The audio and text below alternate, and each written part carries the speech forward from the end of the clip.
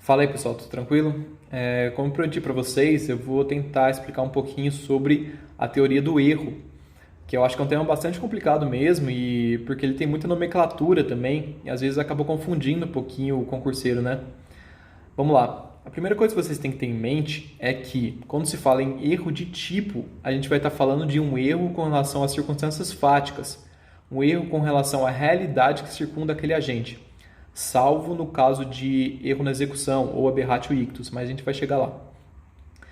Então, é um erro com relação à realidade, com relação às circunstâncias fáticas, que vai recair nas elementares do crime ou com relação a alguma circunstância relevante do tipo penal.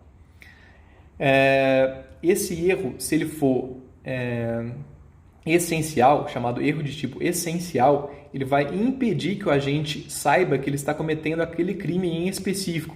Ele pode achar que está cometendo um outro crime, mas ele não vai saber que está cometendo aquele crime em específico. Por exemplo, a pessoa que vai no shopping e aí quando sai no estacionamento, ele vê um carro exatamente igual ao seu, mesmo modelo, mesma cor, estacionado perto de onde ele tinha estacionado. Ele vai lá, pega esse carro e vai embora com ele, achando que é o seu carro. E aí, nesse caso, ele errou com relação a uma elementar do crime de furto. Ele errou com relação a elementar coisa alheia. Ele não sabia que era coisa alheia. E isso impediu que ele soubesse que ele estava cometendo crime. Então, um erro de tipo essencial. Um outro exemplo. A pessoa vai cometer um crime de roubo e ele acha que está portando uma arma verdadeira, mas na verdade ele está portando um simulacro ou uma arma de brinquedo. Ele errou com relação a uma circunstância fática, porque ele achou que era uma arma real, na verdade era uma arma de brinquedo. E então ele não vai responder pelo roubo majorado, né? Porque ele não sabia que ele estava portando uma arma real. Isso é um erro com relação a uma circunstância relevante do tipo penal. Não é uma elementar do crime, mas é uma circunstância relevante que majoraria o crime. Então, todo erro essencial, todo erro de tipo essencial, ele vai excluir o dolo. E aí vai poder ser possível a punição por crime culposo, salvo se esse erro também for invencível, excusável ou inevitável. Então, fique atento com essas palavrinhas, né? Eu sei que às vezes é meio difícil, mas tem que tentar decorar. Invencível, inevitável, excusável. Se for isso, ele vai excluir dolo e culpa. Além dos erros de tipo essenciais, que impedem que a pessoa então saiba que ele está cometendo aquele crime em específico, existem também os erros de tipo acidentais. No erro de tipo acidental, esse erro de tipo ele não impede que a pessoa saiba que está cometendo aquele crime. E aí ele vai se subdividir em erro com relação ao objeto material, aberratio ictus, ou erro na execução, e o aberratio criminis, né, ou o resultado diverso do pretendido. E aí uma das espécies mais famosas, né, de erro com relação ao objeto material é o erro com relação à pessoa. Quer dizer, o agente queria matar Mévio, ele sai na rua, confunde o Tício com o Mévio e mata o Tício, achando que ele era o Mévio. Nesse caso, a resposta vai ser que o agente deve se considerar as características pessoais da vítima que se pretendia atingir. E aí, isso pode acabar sendo benéfico ou maléfico, né, para o agente. Se, por exemplo, aquele exemplo clássico de livro, né, o pai que chegou em casa, viu que sua filha foi estuprada e sai na rua para tentar achar e matar o estuprador da filha. Ele vai lá e confunde essa pessoa e acaba matando o terceiro, né? Ele vai responder como se tivesse matado de fato, o estuprador. E aí pode-se dizer que haveria um homicídio privilegiado, porque ele teria atuado atuado sob violenta emoção e também com relevante valor social ou moral. Então, independentemente dele ter matado a pessoa errada, vai se considerar as circunstâncias pessoais da pessoa que ele queria matar. Mas pode ser prejudicial também. Por exemplo, se o agente queria matar um policial e ele vai lá e mata um terceiro que não era policial. Mesmo assim, ele vai responder pelo homicídio qualificado de ter matado um agente de segurança pública, porque as circunstâncias pessoais do agente que ele queria atingir que são aqui observadas. no erro na execução, aqui, na verdade, não existe um erro com relação à situação fática, com relação à realidade em si. Apesar de ser considerado um erro de tipo, não existe um erro com relação à situação fática. Ele sabe perfeitamente qual é a situação fática. Ele quer matar A, ele vai lá e sabe quem é A.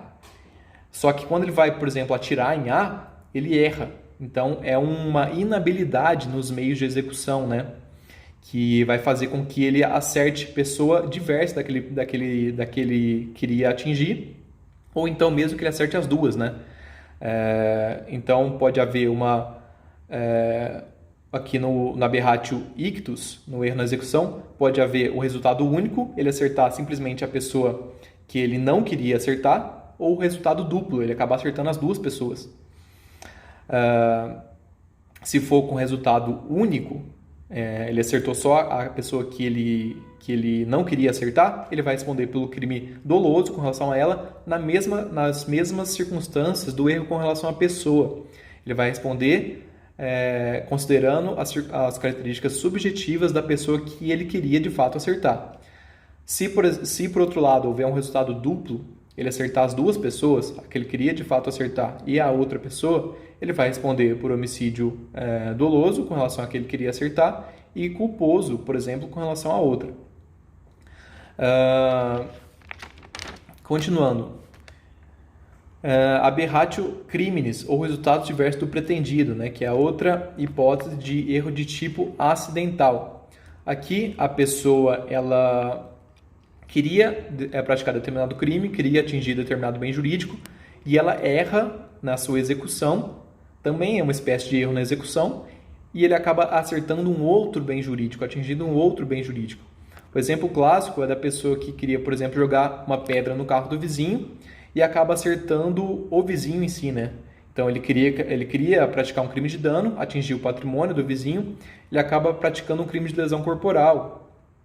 Então nesse caso ele vai responder pelo crime de lesão corporal culposa. Se, então, na aberratio criminis houver a possibilidade de crime culposo com relação ao resultado que ele obteve, ele vai responder por esse crime culposo, por exemplo, nesse caso de lesão corporal culposa. Mas, por exemplo, se for o contrário, ele queria acertar o vizinho, ele queria praticar uma lesão corporal e ele vai lá e acerta o carro do vizinho. Nesse caso aqui, como não existe dano culposo, ele não pode simplesmente ficar impune, né? Então, ele vai responder por tentativa de lesão corporal.